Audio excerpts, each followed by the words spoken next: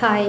இன்றைக்கி நம்ம என்ன வீடியோ என்னோடய சேனலில் பார்க்க போகிறோம்னு பார்த்தீங்கன்னா, இந்த உண்டியல் சேவிங்ஸை பற்றி தான். ஸோ ஆல்ரெடி நான் இந்த உண்டியல்ஸ் வாங்கினதுக்கான வீடியோவை என்னோடய சேனலில் போட்டிருப்பேன். அப்போது நான் வீடியோவில் என்ன சொல்லியிருந்தேன் அப்படின்னா, இந்த உண்டியல் ஃபுல்லாக நான் சேவ் பண்ண போகிறோம். ஸோ நாங்கள் ஃபேமிலியாக சேர்ந்தே சேவ் பண்ண போகிறோம். ஃபுல்லாக சேர்ந்ததுக்கப்புறம் தான் இந்த உண்டியலை நான் ஓப்பன் பண்ணி காசு எடுக்க போகிறேன். ஏன்னா இதுக்கு முன்னாடி நார்மலாக ஒரு பர்ஸில் போட்டு வைக்கிறதோ இல்லை ஒரு பாக்ஸில் போட்டு வைக்கிறதோ அது ஏதாவது தேவை அப்படின்னா உடனே அதில் கை வச்சு எடுக்க தோணுது. ஸோ இது பூட்டு போட்டு லாக் பண்ணுற மாதிரியான உண்டியல். இது ஃபுல்லாக சேவ் ஆனதுக்கப்புறம் தான் நான் ஓப்பன் பண்ணுவேன் அப்படின்ற மாதிரி அந்த வீடியோவில் சொல்லியிருந்தேன். ஆனால் இப்போ நிலமை எப்படி இருக்குது அப்படின்னா, இப்போ டோட்டலாக வேறு. இந்த உண்டியலை இப்போ நான் எதுக்காக எப்படி யூஸ் பண்ணுறேன் அப்படின்ற விஷயத்தை தான் நான் உங்ககிட்ட ஷேர் பண்ணிக்க போகிறேன். என்னோடய கமிட்மெண்ட்டுக்காக மாதம் என்னோடய கமிட்மெண்ட்டுக்கு எனக்கு தேவைப்படுற பணத்தை இந்த உண்டியலில் தான் நான் சேவ் பண்ணி எடுத்துகிட்ருக்கேன். ஸோ 2 மாதமாக அந்த மாதிரி சேவ் பண்ணி தான் நான் என்னோடய சீட் எல்லாமே கட்டினேன். ஸோ ஸ்ரீகுமரனில் என்னோடய கோல்ட் சீட்டு போயிட்டுருக்கு. ஸோ என்னோடய வீடியோஸ் பார்க்குறவங்களுக்கு கண்டிப்பாக தெரியும். இன்னும் ஒரு 3 மாத சீட்டு இருக்குது. நான் போன மாதமும் இந்த உண்டியலில் சேவ் பண்ணி காசு எடுத்து தான் கட்டினேன். என்னன்னு பார்த்தீங்கன்னா, ஆல்ரெடி என் ஹஸ்பண்ட் எனக்கு ஸ்ரீகுமரன் சீட்டு கட்டுறதுக்கான மொத்த பணத்தை கொடுத்துட்டாங்க. ஸோ நான் ஆல்ரெடி என்னோடய வீடியோவில் சொல்லியிருப்பேன், நாங்கள் நகையை வச்சு எங்கள் கமிட்மெண்ட்டுக்கு தேவையான பணத்தெல்லாம் ரெடி பண்ணிட்டோம் அப்படின்ட்டு. அந்த மாதிரி தான் ஸ்ரீகுமரனுக்கு கட்ட வேண்டிய பணத்தையும் ரெடி பண்ணி வச்சுருந்தோம். ஒரு 3-4 மாதம் சீட்டு இருக்கிற பணத்தை நான் என்ன பண்ணேன்னு பார்த்தீங்கன்னா, தங்கமயில் டிஜிகோல்டில் தான் நான் இன்வெஸ்ட் பண்ணேன் சிறுக சிறுக. அது என் ஹஸ்பண்டுக்கு தெரியாது. நான் அவங்கக்கிட்ட சொல்லலை, இந்த மாதிரி நீங்கள் கொடுத்த காசை நான் டிஜிகோல்டில் போட்டேன் அப்படின்னு சொல்லிட்டு. ஸோ இன்னும் ஒரு 3 மாதம் 4 மாதம் இருந்தது. அவங்களுக்கு தெரியாமல் எப்படியோ போன மாதம் மேனேஜ் பண்ணிட்டேன். இந்த மாதமும் சேவ் பண்ணி பணம் எடுத்துட்டேன். பட் இன்னும் கோல்டு ரேட் கம்மியாக ஆகலை. அதனால் நான் இன்னும் சீட்டு கட்டலை. அதனால தான் ஆல்ரெடி நான் வீடியோவில் சொல்லியிருந்த மாதிரி ஸ்ரீகுமரனில் எவ்வளோ சேவ் ஆகுது அப்படின்ற விஷயத்த என்னால் கரெக்டாக சொல்ல முடியல. ஓகே, இந்த 3 மாத சீட்டும் கட்டி முடிச்சிட்டா கன்ஃபார்மாக தெரிஞ்சிடும் இல்லைங்களா? அதனால தான் நான் இன்னும் அது சம்மந்தமான வீடியோஸ் போடாமல் இருக்கேன். நான் என்ன பண்ணுறேன்னு பார்த்தீங்கன்னா, இப்போ அடுத்த மாத சீட்டுக்கு இந்த மாதமே இதில் பணத்தை சேவ் பண்ணி நான் எடுத்துடுறேன். ஸோ 2000 மட்டும் இல்லை, வர்ஷா ஜுவல்லர்ஸில் ஒரு 1000 சீட்டு இருக்குது. ஸோ அது என் ஹஸ்பண்ட் தரேன்னு சொல்லியிருக்கிறாங்க.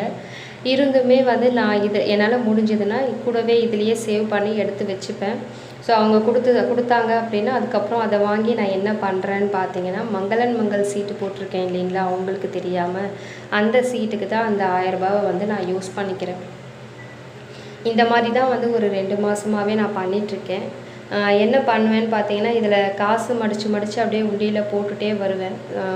கொஞ்சம் போட்ட உடனே ஒரு 1000 1500 சேர்ந்தோடனே உண்டியல் ஃபுல்லாக ரொம்பிடுது. ஏன்னா மடித்து போடுறதுனால அது காற்றுலாம் கொஞ்சம் நிறையா இருக்குது, கேப்லாம் இருக்குது அப்படின்றதுனால ஃபுல்லாக ரொம்பிடுது. ஸோ ஓப்பன் பண்ணி எடுத்து நடுவுலே காசு எண்ணி பார்த்துட்டு நான் எனக்கு தேவையான பணம் இதில் சேர்ந்துருச்சா அப்படின்றத பார்த்துட்டு, அப்புறம் வீட்டில் இருக்கிற காசோட இப்போ சில்லற காசாக இருக்குது இல்லைங்களா, 100 ரூபா 50 ரூபா அப்படின்னு சொல்லிட்டு அதை எல்லாத்தையும் மாற்றிட்டு 500 ரூபா நோட்டு இருக்குது, 200 ரூபா நோட்டு இருக்குது, இல்லை முழுசாக 100 ரூபாவாக இருக்குது அப்படின்னா அந்த மாதிரி நான் மாற்றி எண்ணி மொத்தமாக மடித்து போட்டுப்பேன். ஸோ அந்த மாதிரி போட்டால் நமக்கு கொஞ்சம் கேப் இருந்து இன்னும் கொஞ்சம் சேவ் பண்ணுறதுக்கு இடம் கிடைக்கிது இல்லை. அதனால் நான் அந்த மாதிரி பண்ணிகிட்ருக்கேன்.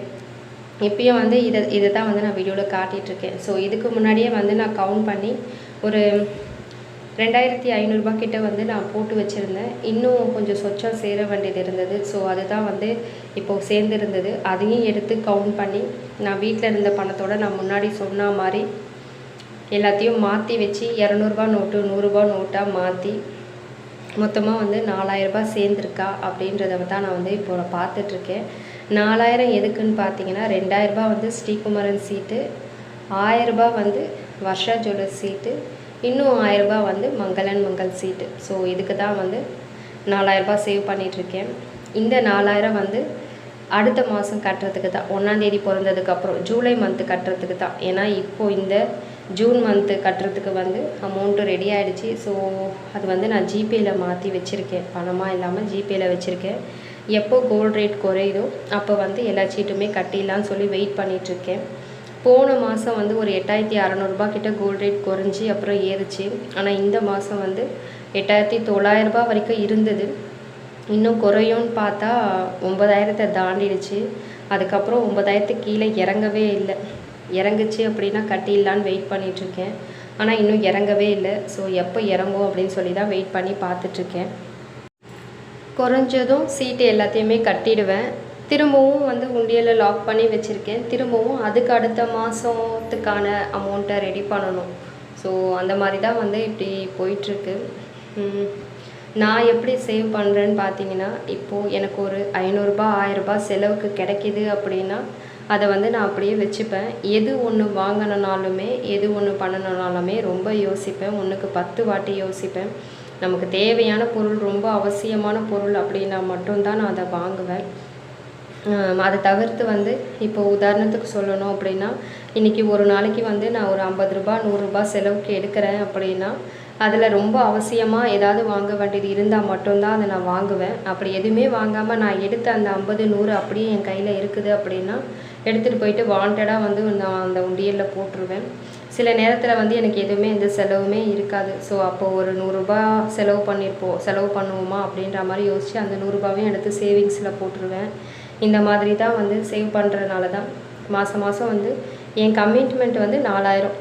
அது வந்து எனக்கு ஒரு மாதம் ஃபுல்லாக சேர்ந்தாலும் சரி, இல்லை ஒரு மாதத்துக்கு முன்னாடியே சேர்ந்துடுச்சுனாலும் சரி, அந்த 4000 எடுத்துடுவேன். அந்த உண்டியல்லேருந்து மேலே அப்படியே போட்டுட்ருக்க மாட்டேன். எடுத்துகிட்டு அதுக்கப்புறம் திரும்பவும் அந்த உண்டியலில் வந்து ஒரு ரூ. 5 10 காயின் மட்டும் போட்டு அப்படியே மறுபடியும் மூடி வச்சுருவேன். மறுபடியும் அதுக்கு அடுத்த மாதம் சேவிங்ஸ் அப்படின்னு சொல்லி சேர்க்க ஆரம்பிச்சிடுவேன். ஸோ இப்போ வந்து டோட்டலாக நிலைமையே வந்து வேறு விதமாக இருக்குது. சில விஷயங்களை சொல்ல முடியுது, சில விஷயங்களை சொல்ல முடியல. ஸோ என்னோடய பர்சனல் விஷயங்களை வந்து எனக்கு பெருசாக இதில் சொல்கிறதுக்கோ இல்லை என் வீட்டுக்காரை வந்து எனக்கு விட்டு கொடுத்து பேசுகிறதுக்கோ விருப்பம் இல்லை. அதனால் என்னால் முழுசாக எதையும் சொல்லிக்க முடியல என்ன ஏது அப்படின்னு சொல்லிட்டு. என் சுச்சுவேஷனுக்கு ஏற்ற மாதிரி என்னோடய சேவிங்ஸை நான் பண்ணிகிட்ருக்கேன். நீங்கள் எப்படி பண்ணுறீங்கன்னு எனக்கு கமெண்ட்ஸில் சொல்லுங்கள்.